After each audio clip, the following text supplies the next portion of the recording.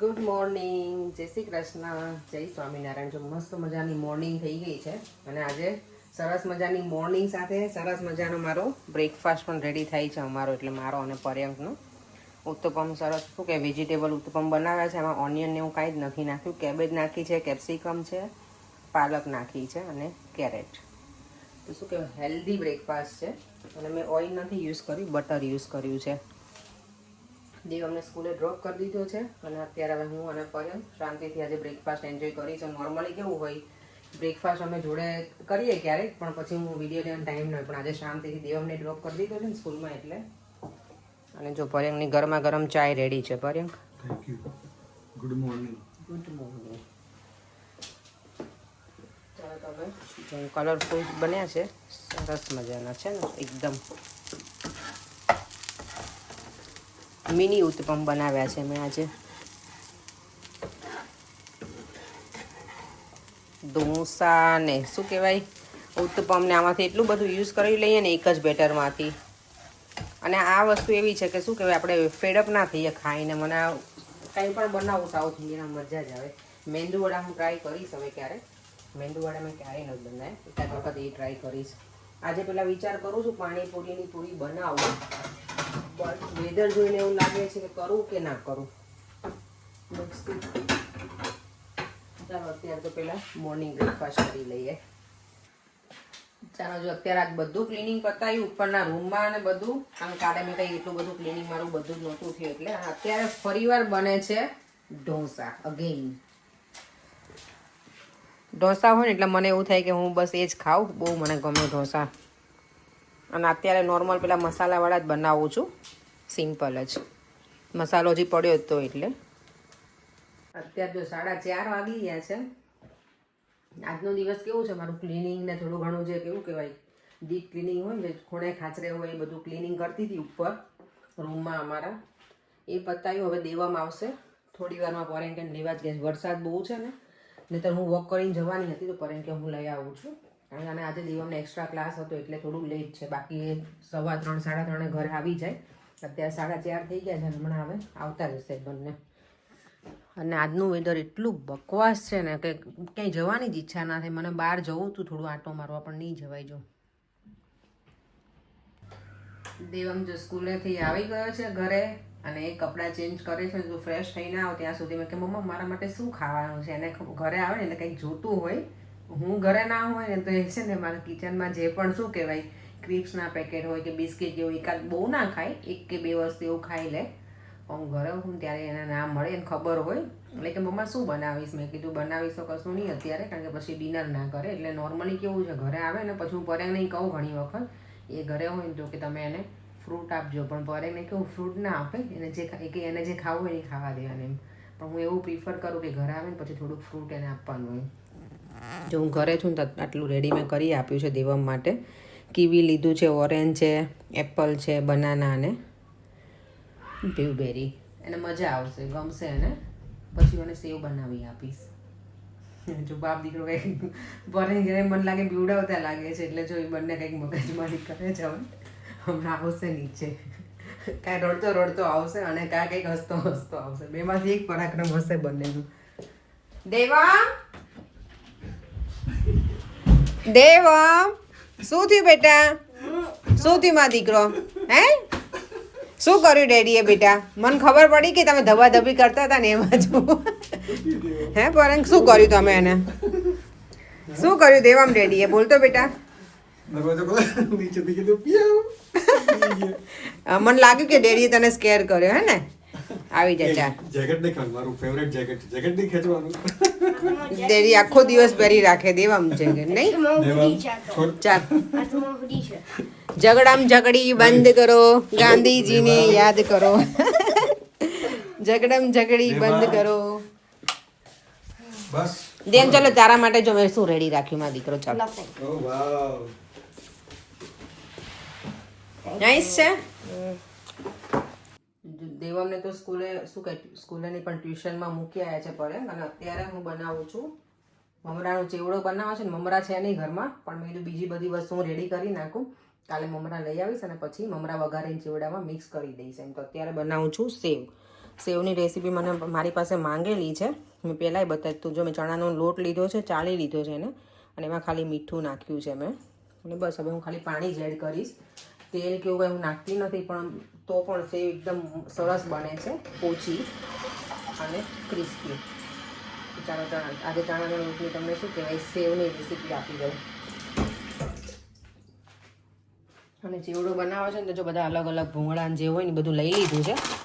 દીવમ કહીને ગયો છે કે મમ્મા ભૂંગળી બનાવજો, એટલે આ જ લીધા છે મેં અને આ તળી છે એના માટે. અને અહીંયા હવે હું આ રેડી કરી દઉં, પછી સેવ પાડી લઈશું. સેવ માટે જો મેં લોટ છે ને રેડી કરી નાખ્યો છે. એને બહુ કઠણ નહીં નાખવાનો અને બહુ ઢીલો પણ નહીં, એ રીતે.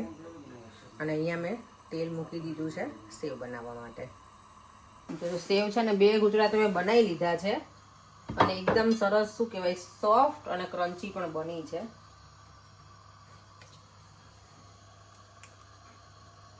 મેં આજે થોડીક જાડી રાખી છે, ચેવડો બનાવો છે ને એના માટે થઈને.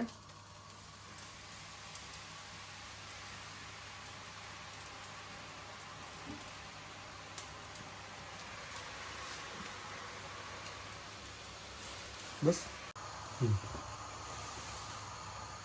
એક બાજુ થોડી પેલી થઈ જાય ને પછી એને શું કહેવાય સુલટાઈ દેવાની. અને ગેસ ચણાના લોટની સેવ કરો ને ત્યારે તમારે ગેસ ફાસ્ટ રાખવાનો, નહીંતર પછી છે ને ઘણી વખત તેલ અંદર પી જાય. એટલે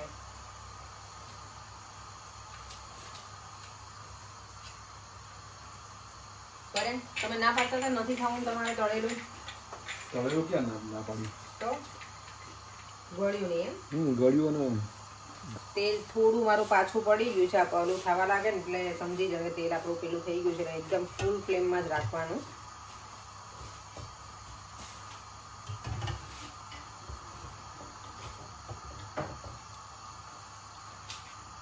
તમે બધા વિચારતા હશો કે હું જ્યારે ઘરે હોઉં ત્યારે કિચનમાં જોઉં, પણ મને એવું થાય ઘરે હોઉં ત્યારે નાસ્તો ને એવું બનાવી લઉં તો આખું વીક પછી ચાલી જાય. અને ઘરનું બનાવેલું હોય તો ફ્રેશ થોડું એટલે સારું. આમ પણ અત્યારે વિન્ટર છે એટલે ચાલે આ બધું તળેલું ને એવું. સમરમાં પછી હું આ બધા નાસ્તા ઓછા બનાવું, ત્યારે હું મમરાને એવું વઘારું ખાલી અને એની અંદર કોર્નફ્લેક્સ નાખી દઉં. જો ને બધું મેં તળી નાખ્યું. જો ભૂંગળા તળ્યા છે. આ ભૂંગળા છે ને નાનપણની યાદ અપાઈ દે, પેલા આંગળીઓમાં લગાવીને ખાતા.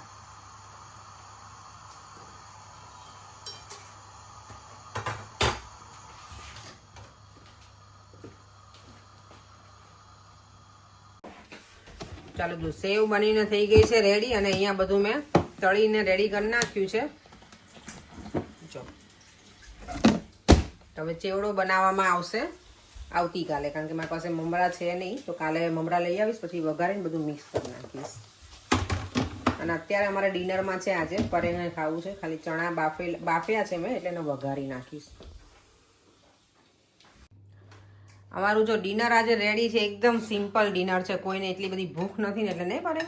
અને આ કહેશે ને યાદ અપાવે તમને આપણે ચણા ચટપટી. સ્ટોપ, અપેક્ષાનો બ્લોગ બના. દેવ તને કેવું લાગ્યું ચણા ચો ગરમ? ચણા ચટપટી મસ્ત છે. દેવાની મજા આવી. જો મેં સિમ્પલ ચણાને વઘારી નાખ્યા, બહુ ઓઇલી નથી યુઝ કર્યું, કારણ કે પરેંગ કે થોડુંક ઓઇલ ઓછું કરજે. તો મેં કીધું સારું ચલો આજે સિમ્પલ આપણે બનાવીએ, પણ મજા આવી જાય એવું છે. એકદમ શું કહેવાય ટેમ્પટિંગ. યસ. જો અહીંયા તો હજી લીંબુ જાય જ છે ઉપર.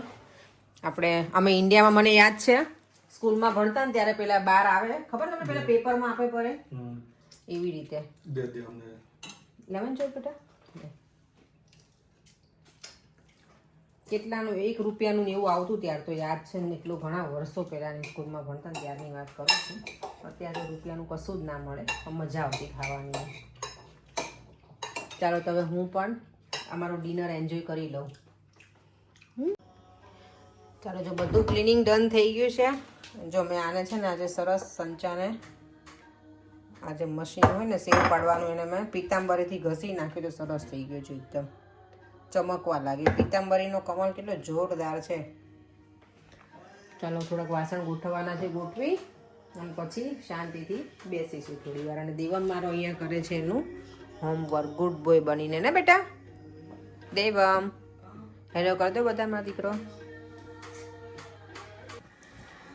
જમીને ફ્રી થઈ ગયા ને અહીંયા જો પર એમ એકદમ શું કહેવાય રિલેક્સિંગ મોડમાં. મોડમાં છે, રિલેક્સિંગ મોડમાં.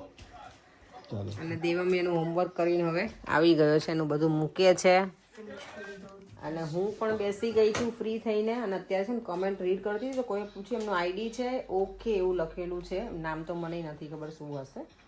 એણે પૂછ્યું કે તમે રોજે કયું ઓઇલ યુઝ કરો છો. એટલે જો કુકિંગ ઓઇલની તમે વાત કરતા હોય તો કુકિંગ ઓઇલમાં અમે સનફ્લાવર ઓઇલ યુઝ કરીએ છીએ એવરીડે કુકિંગમાં. તો અહીંયા કંઈ સિંગ તેલ ને એવું તો બધી શોપમાં મળતું નથી અને પહેલેથી જ્યારથી આવે ને ત્યારથી સનફ્લાવર જ યુઝ કરીએ છીએ, તો એ જ કરું છું.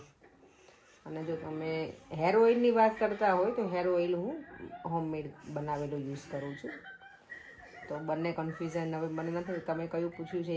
આઈ થિંક તમે ડેલી પેલું કીધું છે એટલે શું કંઈ કુકિંગ ઓઇલનું જ પૂછ્યું છે. તો આઈ હોપ કે તમને આન્સર મળી ગયો હશે.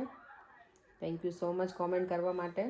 અને આજે મારો જે રેગ્યુલર વ્યુઅર્સ છે ને એમની કોમેન્ટ છે એકવા હિટ્સ એમનું આઈડી છે કે એ મને માસ્ટર શેફ જ કહે છે. તો થેન્ક યુ સો મચ. મને એવું લાગે છે કે એક વખત મને જવું છે માસ્ટર શેફમાં, જો ક્યારેક મને ચાન્સ મળે ને તો. કારણ કે કુકિંગનો શોખ તો છે જ મને એટલે. તો એમને મારી ભેળ બહુ ગમી હતી. Thank you so much. અને હેલિકોપ્ટર ઢોસાય બધાને બહુ ગમે. તો બધાની કોમેન્ટ કરવા માટે થેન્ક યુ. અને ચલો હવે વિડીયોનો એન્ડ પણ કરી દઉં છું. તો દેવમે જો મમ્મીનું જેકેટ પહેર્યું છે હવે. એક પગમાં સોક્સ, એક પગમાં સોક્સ. હા શું કરું છું બેટા તે હે? Because એક સોક ફાટી ગયું છે. હા આ nail થી ગયું. એમને નેલ્સથી ફાટી ગયું છે તો પછી બીજું નીકાળી નખાય બેટા. એક તે બીનમાં નાખી દીધું. લાગે છે મસ્ત હો મમ્માનું જેકેટ. તને ગમ્યું? હા. હે એકદમ કેવું લાગે? Cozy. કુઝી. બધું એમ કરમાં તો મારે જેકેટ બગાડતું નહીં દીવમ. ચાલ દીવમને છે ને ઠંડી લાગે છે ને મારે જેકેટ લઈને બેસી ગયો છે અત્યારે. ચાલો તો થોડી વાર ટીવી જોઈ લઈએ અને પછી વિડીયોનો એન્ડ કરી દઈએ. Funny video. અત્યારે હા જો પરેંગને તો ફની વિડીયો ચાલે છે. ફરીથી મળીશું કાલે. Next time. Tomorrow. કાલે નવા વિડીયો સાથે. Bye. જય Shri Krishna. Krishna, Jai Swaminarayan. Bye. જય શ્રી કૃષ્ણ અને જય સ્વામિનારાયણ. અને જો તમને વિડીયો ગમ્યો હોય તો લાઈક શેર અને મારી યુટ્યુબ ચેનલને સબસ્ક્રાઈબ કરવાનું ના ભૂલતા. Bye bye.